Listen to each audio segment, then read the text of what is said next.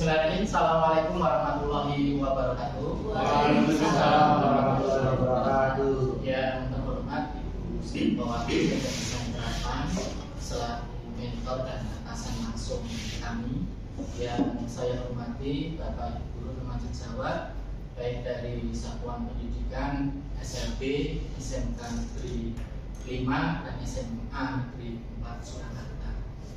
Mohon izin, langsung saja saya akan memaparkan berkaitan dengan hasil orientasi etik dan nilai berkaitan dengan diklat pada kemarin, terus kemudian puncaknya kegiatan kita gelar pada hari ini seperti itu. Yang pertama, perjalanan kita panjang dan melelahkan sekali nih Bapak Ibu kemarin. Mulai kita dibekali dengan visi misi, artinya bahwa visi misi Jawa Tengah itu tetap buatan korupsi, buatan ngapusi, sampai dengan core value berakhlak dan pendidikan karakter berkaitan dengan pendidikan anti korupsi. Ini sangat nyambung dan sejalan. Nah, nanti inline-nya dengan RHK atasan kami dan inline-nya dengan RHK individu yang saya buat di mana begitu nih Bapak. Kemudian selanjutnya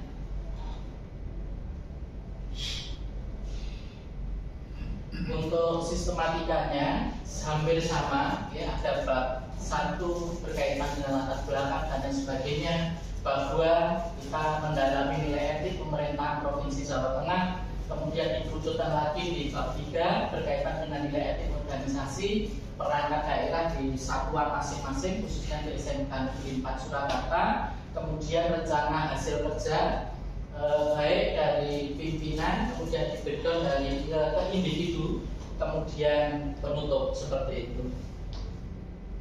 Ini Bapak Ibu profil dari SMK Negeri 4 Surakarta. Jadi kita memiliki visi pusat pendidikan dan pelatihan bidang pariwisata yang berkarakter, berkualitas internasional, berbudaya lingkungan dan berbasis teknologi. Ini sangat inline atau sangat nyambung sekali dengan visi dan misi baik dari Provinsi Jawa Tengah untuk menuntaskan kemiskinan, kemudian untuk meningkatkan dan mengelola lagi nilai-nilai budaya lokal, terus kemudian sampai ke dalam tingkat OPD di Dinas Pendidikan dan Kebudayaan, yaitu sebagai instansi induk kita seperti itu.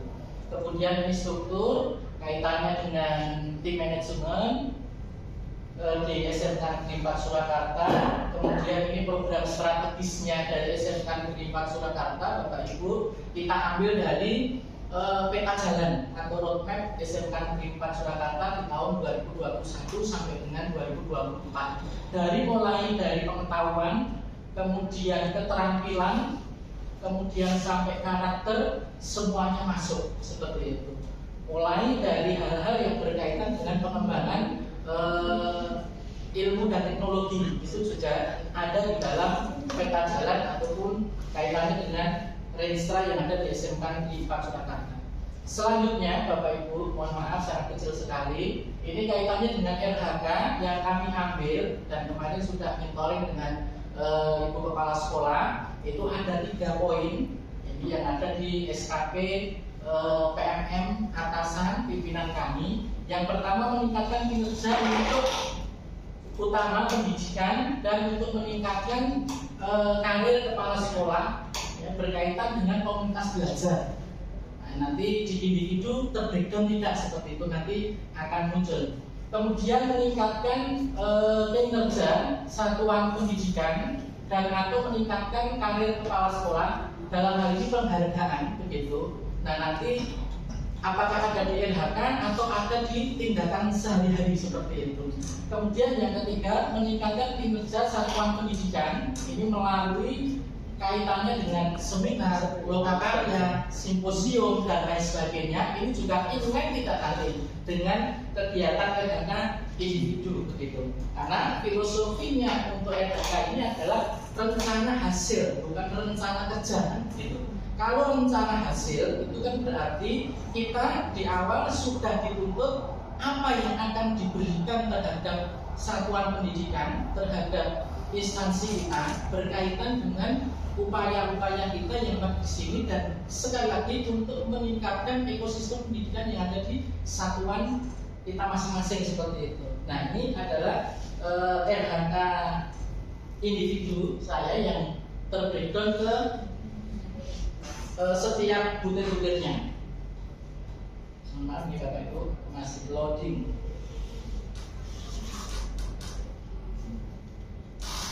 Kita ambil RHK intervensi itu ada 1. Kemudian untuk RHK rencana hasil kerjanya itu kita ambil 5 poin atau 5 kegiatan seperti itu Bapak Ibu. Yang pertama itu berkaitan dengan peningkatan kerja satuan pendidikan dan atau meningkatkan karir guru melalui pengembangan kompetensi yang disepakati bersama kepala sekolah. Kemudian indikator kinerja individunya apa? Indikator kinerja individunya yaitu peserta pelatihan mandiri sesuai dengan model kompetensi guru, kepala sekolah, dan atau pengawas sekolah. Ini berarti berkaitan dengan PMM begitu Bapak Ibu. Yaitu kita belajar mandiri di aplikasi atau di platform PMM begitu, berkaitan dengan topik-topik gitu. Nah, tadi ada beberapa ada salah satu Bapak atau Ibu guru yang menyampaikan kalau kita belajar di PMM ini apakah sesuka kita ataukah ada hal atau pangkalnya harus kita turunkan. Ternyata di dalam kita menentukan topik dan lain sebagainya ini ternyata berkorelasi dengan rapot pendidikan, kemudian mutu pendidikan dan lain sebagainya yang menyambung atau inline dengan apa yang nanti akan menjadi apa ya istilahnya itu daya dukung berkaitan dengan mutu pendidikan atau rapot pendidikan di satuan pendidikan kita masing-masing. Nah, ternyata dan maka kegiatan dan tahapan yang saya lalui adalah yang pertama, kegiatannya berupa menyelesaikan modul pada topik yang ada di PMM. Melalui tahapan apa saja? Yang pertama berkaitan dengan ini ya Bapak Ibu yang saya selesaikan, yaitu kurikulum merdeka, iklim suasana, iklim sekolah aman, menyenangkan, mencegah perundungan, kemudian menjalankan komunitas belajar dalam satuan sekolah. Kemudian tahapannya apa? Tahapannya berkoordinasi dengan pimpinan untuk mengetahui rapot pendidikan, kemudian menentukan topik yang akan dipelajari, terus kemudian kita melakukan action, yaitu bikin aksi nyatanya seperti itu. Outputnya apa? Yang pertama, outputnya ada 2, berkaitan dengan yang tidak nampak, ya. Kemudian yang kedua berkaitan yang nampak. Yang tidak nampak diwujudkan dengan meningkatnya wawasan pemahaman tentang sesuatu topik yang menunjuk atau menjunjung untuk meningkatkan rapot pendidikan. Kemudian yang kedua, outputnya adalah terbitnya sertifikat sebagai tanda lulus untuk menyelesaikan PMM seperti itu.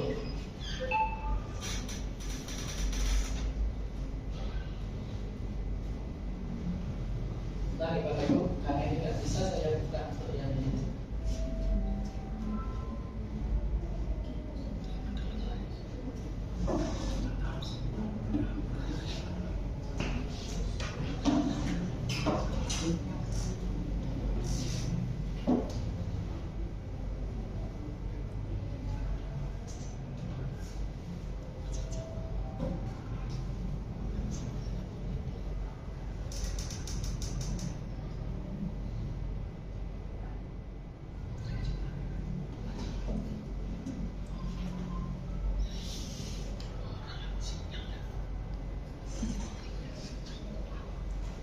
Kemudian untuk penerapan nilai-nilai berakhlaknya begitu. Yang pertama saya melakukan diskusi dengan pimpinan dengan sikap terbuka untuk menerima berbagai masukan. Berarti di sini nilai dari berakhlaknya adalah berkolaborasi. Kemudian saya menyelesaikan topik pada aplikasi PMM dengan senang hati supaya rapot pendidikan meningkat. Berarti ini masuk ke dalam dimensi nilai berakhlak, kompetensi, dan loyal seperti itu. Kemudian yang ketiga di sini kepotong.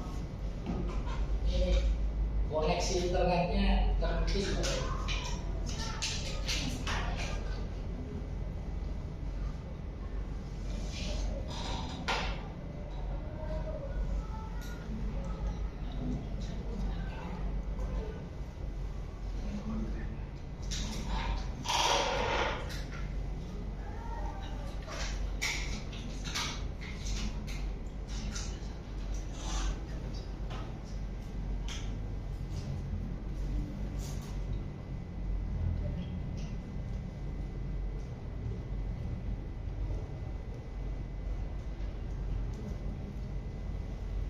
Boleh saya lanjutkan Pak Wilit tuh? Ya. Selanjutnya Bapak Ibu yang kedua adalah berkaitan dengan meningkatkan mutu pembelajaran melalui observasi, ya, melalui observasi.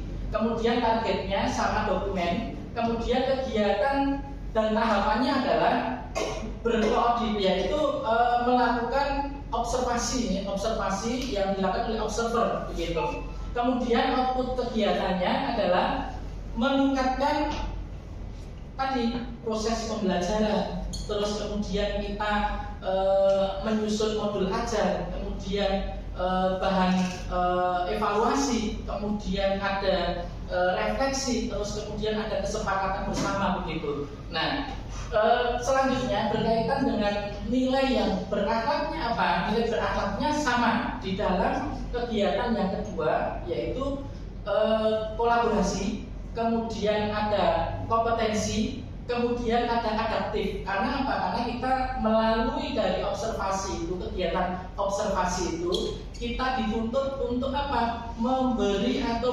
memiliki inovasi-inovasi pembelajaran. Nah, inilah nilai adaptifnya muncul karena kita ambil dari beberapa referensi, dari beberapa pengembangan teknologi atau perkembangan teknologi yang ada. Kemudian yang ketiga yaitu berkaitan dengan pergerakan atau menggerakkan komunitas belajar, ya, menggerakkan komunitas belajar. Jadi kebetulan saya diamanai di jurusan kecantikan itu sebagai ketua kombel, Bapak Ibu. Jadi di situ kami juga menerapkan berkaitan dengan bagaimana berbagi praktek baik gitu ya, berbagi praktek baik. Jadi dari guru MA, dari guru produktif dan lain sebagainya. Dan di situ penerapan nilai berakhlak itu juga sama. Jadi ada loyalitas karena di situ ada interaksi, kemudian ada komunikasi, ada diskusi, terus kemudian ada adaptifnya juga ada karena di situ ada sharing, kemudian ada wawasan baru begitu. Dan yang terakhir adalah berkaitan kita sebagai meningkatkan kapasitas kita melalui seminar lokakarya dan simposium. Jadi yang kita lakukan kegiatannya adalah kita mengikuti sebagai peserta kegiatan seminar lokakarya simposium, khususnya yaitu saya sendiri melakukan kegiatan itu mengikuti asosiasi atau profesi atau perkumpulan profesi atau MBMP. Di lain itu yang biasanya kita ikuti yang umum itu mungkin berkaitan dengan pembelajaran dan lain sebagainya seperti itu. Maka nilai yang terakhir berakhlak atau nilai penerapan nilai berakhlak yang terakhir itu adalah adaptif dan akuntabel serta kompeten, karena di dalamnya kita belajar hal-hal baru, perkembangan baru begitu.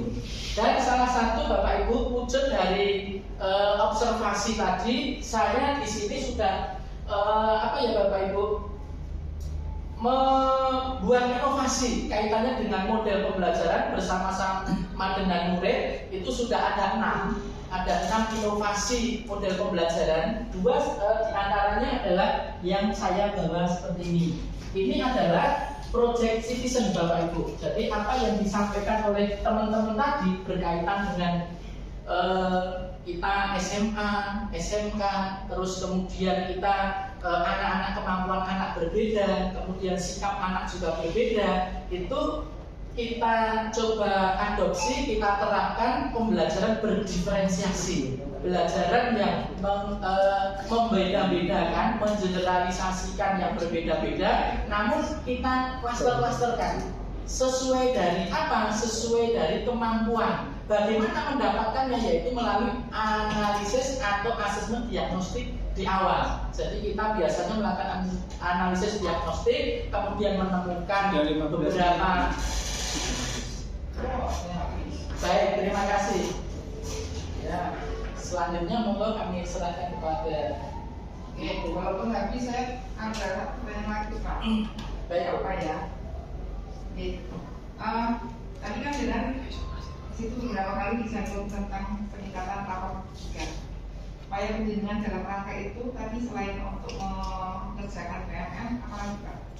Ya, saya di samping itu wujud nyatanya adalah menciptakan iklim atau suasana yang kondusif, khususnya karena saya diamanai oleh atau dipercaya oleh Ibu Kepala di staf kesiswaan, maka sebisa mungkin bagaimana caranya di dalam pembelajaran maupun di luar pembelajaran anak-anak itu bebas dari perundungan, terus kemudian kekerasan seksual, terus kemudian adanya juk-juk yang kasar yang mungkin kurang baik di suasana lingkungan pendidikan. Itu yang pertama. Kemudian yang kedua, salah dua di antaranya adalah bagaimana meningkatkan inovasi pembelajaran seperti ini Bapak Ibu.